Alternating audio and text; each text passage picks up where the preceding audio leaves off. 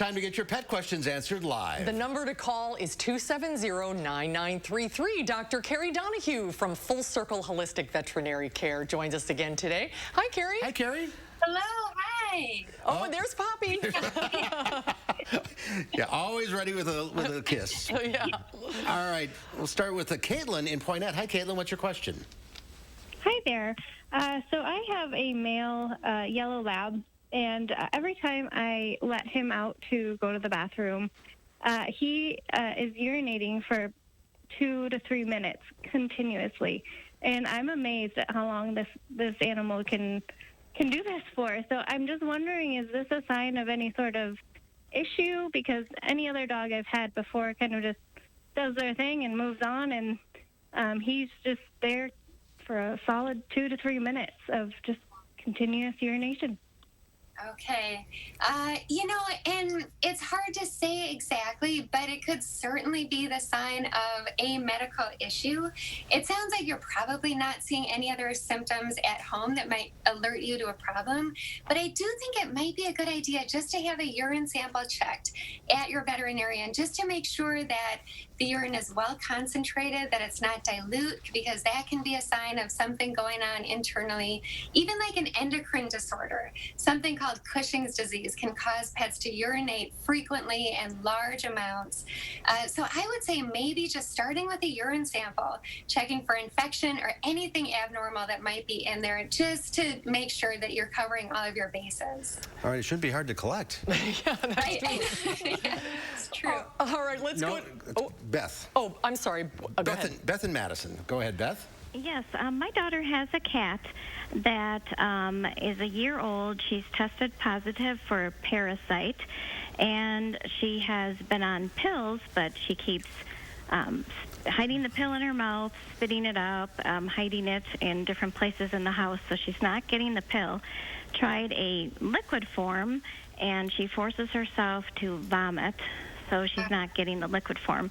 So, of course, there's she's continuing to have diarrhea and things like that. Is there any other option to get this medicine into this cat?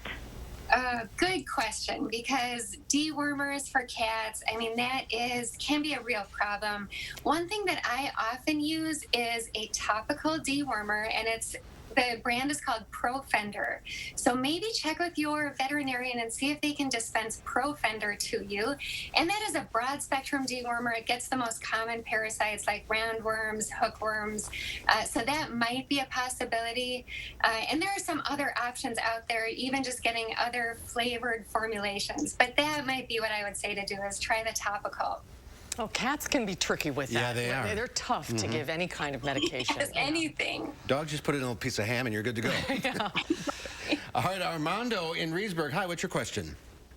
Yes, sir. I got a 9-year-old Shiba Inu that she never pees in the house, and for the last 2 weeks she started peeing down in the basement, drinking a lot of water. I just noticed that she drinks for about a minute, and then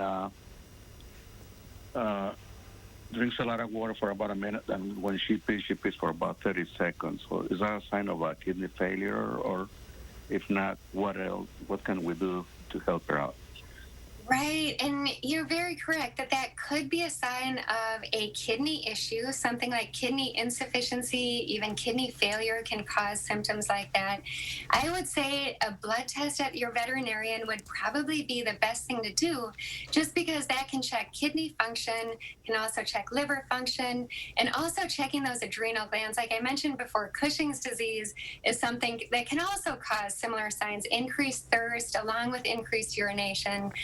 So I would say a blood test would be the place to start, just to kind of check internal organ function. All right, very good. Let's go to Brenda in Janesville. Hi, Brenda. What's your question? Brenda, are you there? Oh. Go ahead, Brenda. Oh, okay. Go ahead. Yeah, close enough for my name. I wanted to know if there's a cat other than a hairless cat that would not cause allergies to someone in the family. Boy, Not that I can think of off the top of my head. I think a hairless cat is going to be probably the best option just because then you wouldn't have the fur and you wouldn't have the dander. So that might be something to consider if, you might be thinking about going in that direction. That's probably the best choice. All right. Let's go to Terry in Watertown. Hi, Terry. Hi.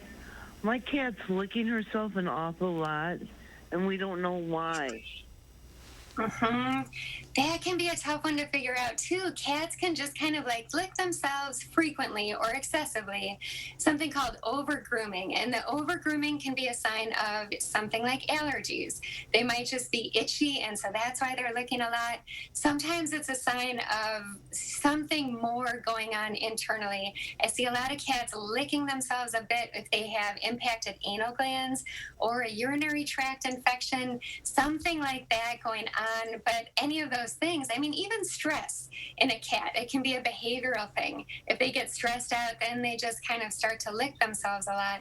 So it could be a number of different things.